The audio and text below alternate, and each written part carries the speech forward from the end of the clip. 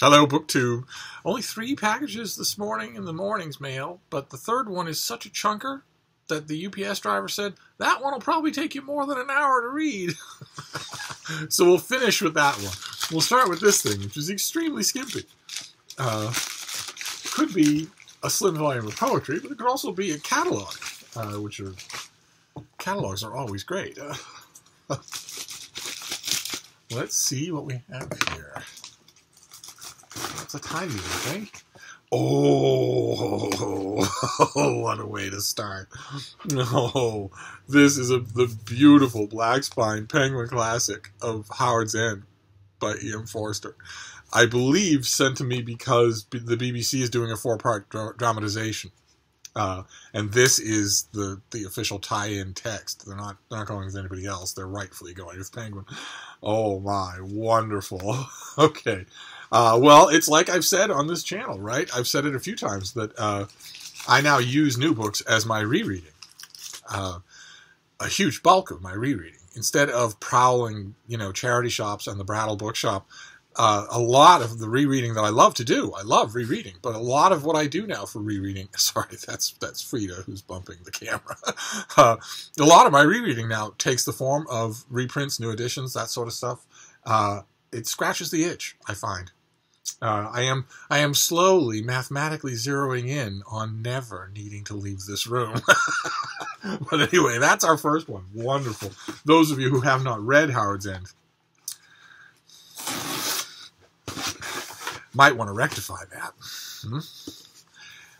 Instead of reading Illumini, you might want to read Howard's End. Anyway, oh God, oh my God. Okay.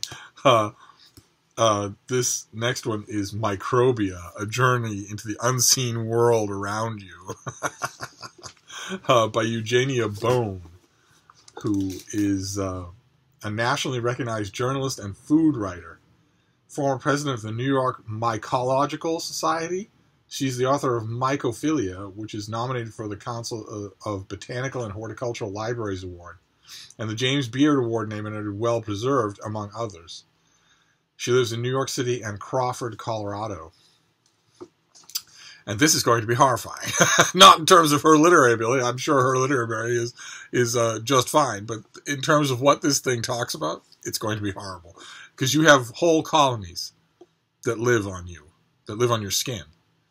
And not just, that'd be bad enough, but you have whole colonies that live and evolve in one part of your body that have never had any contact with colonies that live and evolve on other parts of your body. And also, you're mostly bacteria. If an alien did a genetic scan of your body, it would encounter mostly parasitical organisms with less than 50% original organisms. The bacteria that comprise our microbiome, soil, even the atmosphere, are so numerous and diverse that sometimes it seems to require an advanced degree in biology to understand how they impact us. Maybe they have some sort of influence on our brain to lead us to think that impact is a verb. Eugenia Bone, author of Mycophilia and a passionate student of the hidden side of nature, took this one step further. She actually returned to college in middle age to help make sense of this essential and fascinating aspect of life. Her college experience was in equal parts challenging, humbling, and hilarious. The material was daunting not only because she was convinced it was beyond her comprehension, a conviction that many people share about science that simply isn't true, but also because microbes are so very different from organisms we can see. She initially found it difficult to understand organisms capable of evolving so fast they can become another species in a matter of weeks, can share genes by touching, and bridge non-living and living spheres of life. What she learned is microbes invented living, and they do a fair amount of our living for us. We are microbial in essence, and life itself is a vast conspiracy of microbes. Okay, all right, so Microbia just bumped itself right to the front of my list, although I'm going to be unhappy the whole time. All right, this comes out in April. This is an early April book. The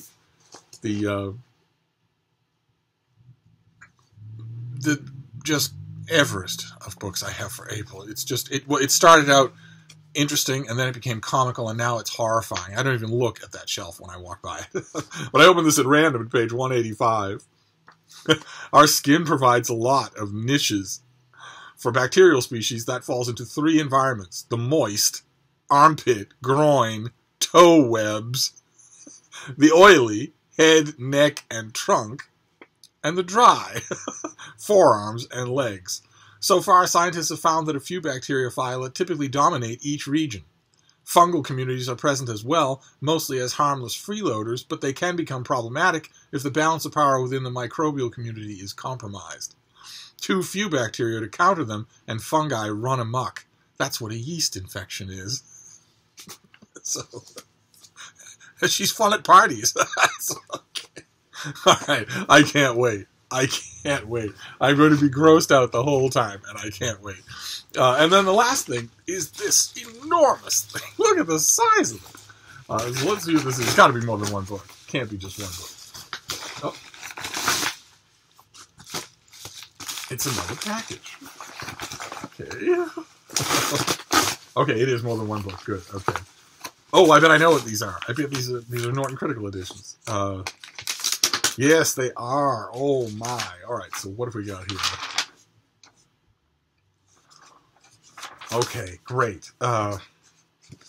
What have we got here? All right. So first one is for those of you who might not be familiar with it, we've mentioned it on this channel many times before. Norton Critical editions give you the text at the beginning of the volume, and then in the back they give you all of the metatextual stuff that you could possibly want. If it's a retelling of a myth, they give you the original myth in an English translation. If it's an adaptation of an earlier literary tradition, they give you examples of that tradition. Like, for instance, if Shakespeare adapts a story from Boccaccio or from, some Italian story cycle, they give you that story. Then you get original reviews of the work from its own time period. You get essays from all of its literary history, all the eras of its literary reactions. Just amazing. Just amazing. They are incredible volumes to have in terms of the canon. Okay, so first one is Connecticut Yankee in King Arthur's Court by Mark Twain. And this has the illustrations. This is an illustrated version of Connecticut Yankee in King Arthur's Court. Oh my. Okay. And let's see here. Let me give you an example of what I'm talking about here. Oh, I love Norton Critical editions. I just love them.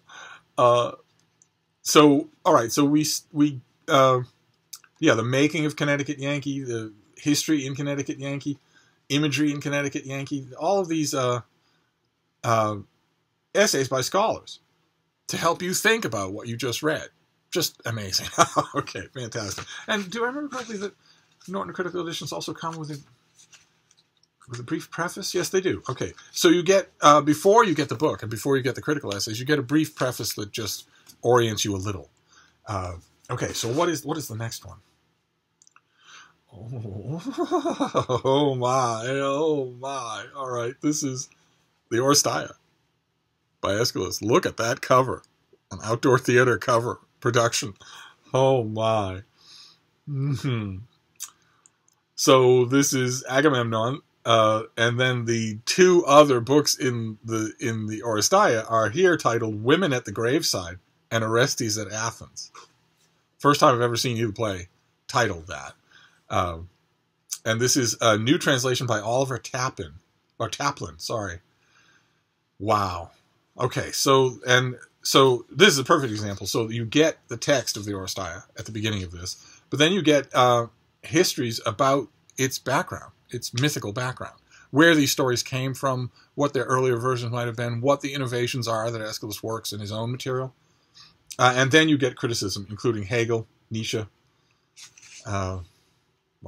Okay, great. Wow. And maps. And this one doesn't have illustrations, but wow. Okay. And then what? Oh, goodness gracious.